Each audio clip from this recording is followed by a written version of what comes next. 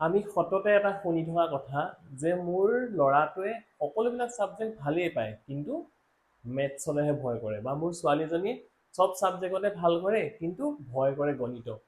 কিয়? কোনো ছাত্ৰ বা ছাত্ৰী জন্মগতভাৱেতো মেথছ বেয়া পাই নাহে। আমি যেতিয়া ABCD বা 1 2 3 শিকাইছিলোঁ সৰুতে, আপুনি ভাবকচোন আপোনাৰ ল'ৰাটোক বা ছোৱালীজনীক যেতিয়া আপুনি ABCD বা 1 2 3 শিকাইছিলে, কি তেতিয়াই 1 2 3 খিনি বেয়া পাইছিলে নেকি? তেতিয়াওতো বেয়া পোৱা নাছিলে।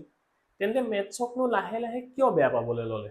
নিশ্চয় তাৰ আঁৰত কিবা এটা কথা থাকিব লাগিব। আমি বাৰু কেতিয়াবা চালি জাৰি চাইছোনে সেই কথাটোনো কি? কিয়নো মেথছ কেৱল মাত্ৰ এটা ছাবজেক্ট নহয়। মেথছ মানে হৈ গৈছে স্কিল। আৰু স্কিল মানে কি? স্কিলত থাকিব practice plus পেচেঞ্চ plus right guidance. মানে প্ৰেক্টিচ কৰিব লাগিব, ৰাইট গাইডেঞ্চ পাব লাগিব আৰু পেচেঞ্চ থাকিব লাগিব। সেই গোটেইকেইটা বস্তুৰ সংমিশ্ৰণ যদি ভাল হয় তেন্তে কোনো ছাত্ৰ বা ছাত্ৰী মেথছত ভাল হ'বই। ধৰি লওক এজন চিত্ৰকৰ, তেওঁতো একেদিনাই এখন ধুনীয়া পেইণ্টিং বনাব নোৱাৰে। সেই এখন ধুনীয়া পেইণ্টিং বনাবৰ কাৰণে নিশ্চয় সেই চিত্ৰকৰজনে বহুতখিনি সময় তাত দিব লগা হৈছে।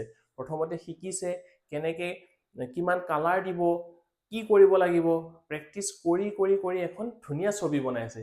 ঠিক একেদৰে মেথছো তেনেকুৱা এটা ছাবজেক্ট। গণিত মানেই ভয়। গণিত শিকোৱাজন মানুহকো আমি ভয় কৰোঁ। গণিত বুজি নাপালে সেই প্ৰশ্নটো সুধিবলৈও আমি ভয় কৰোঁ। এইডোখৰত ছাৰ বুজি পোৱা নাই বুলি আমি ক'বলৈও ভয় কৰোঁ, হয়নে? এই ভয়টো লাহে লাহে লাহে ইমানেই আমাৰ মনত ক্ৰিয়া কৰে আৰু লাষ্টত গৈ থৈ আমি কি হৈ যায়, সৰু সৰু যিবোৰ বেছিক কথা সেইবোৰ আমাৰ সৰু ক্লাছত থাকি যায় আৰু সেইবিলাকৰ কাৰণে আমি ডাঙৰ ক্লাছত গৈ মেথছৰ একো বুজি নোপোৱা হৈ যাওঁ। গতিকে ময়ো নিজেই এজন মেথছৰ শিক্ষক বা শিকাৰু হিচাপে মই এইটো কথা উপলব্ধি কৰিব পাৰোঁ। গণিত মানে যিহেতু চিন্তা কৰাৰ ক্ষমতা, সমস্যা সমাধান কৰিব পৰাৰ শক্তি। গণিতে আজিৰ দিনত কেনেকুৱা এটা গুৰুত্বপূৰ্ণ ৰোল প্লে কৰে, যিসকল ছাত্ৰ ছাত্ৰীয়ে কম্পিটিটিভ এক্সাম দিছে বা যিসকল অভিভাৱকে কম্পিটিটিভ এক্সাম দিছে তেওঁলোকে নিশ্চয় জানে গণিতত যি ভাল তাৰ পৰীক্ষা ভাল হোৱাৰ সম্ভাৱনাও অধিক হয়। আৰু এতিয়াৰ পৰাই যদি কনচেপ্ট ক্লিয়াৰ নাথাকে তেতিয়াহ'লে কিন্তু সেই কম্পিটিটিভ এক্সামতো আমি ভাল ফলাফল দেখুৱাব নোৱাৰিম। যিহেতু ময়ো কম্পিটিটিভ এক্সামৰ ছাত্ৰ ছাত্ৰীসকলক কেতিয়াবা ক্লাছ লওঁ, তেতিয়া চাওঁ যিসকলে গ্ৰেজুৱেশ্যনো কমপ্লিট কৰিলে, ছায়েন্সতো গ্ৰেজুৱেশ্যন কমপ্লিট কৰা ল'ৰাৰো কিন্তু কি হয়, সেই বেছিক কনচেপ্ট কিছুমান ক্লিয়াৰ নাথাকে আৰু তাৰ কাৰণে বহুত অসুবিধা তেওঁলোকে সন্মুখীন হ'ব লগা হয়।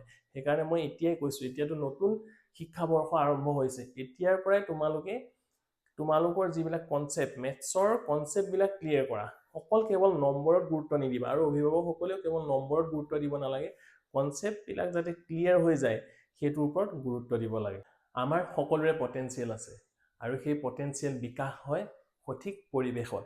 আহক আমি সকলো এটা সঠিক পৰিৱেশৰ সৃষ্টি কৰোঁ, য'ত আৰু ভৱিষ্যতে ক'ব লগা নহয় যে মেথছ এটা টান ছাবজেক্ট। আৰু এই প্ৰপাৰ গাইডেঞ্চটো আহিব ঘৰখনৰ পৰাই। ধৰি ল'লো আপোনাৰ সন্তান যেনিবা মেথছত ভাল নহয়, তাক আপুনি সময় দিয়ক।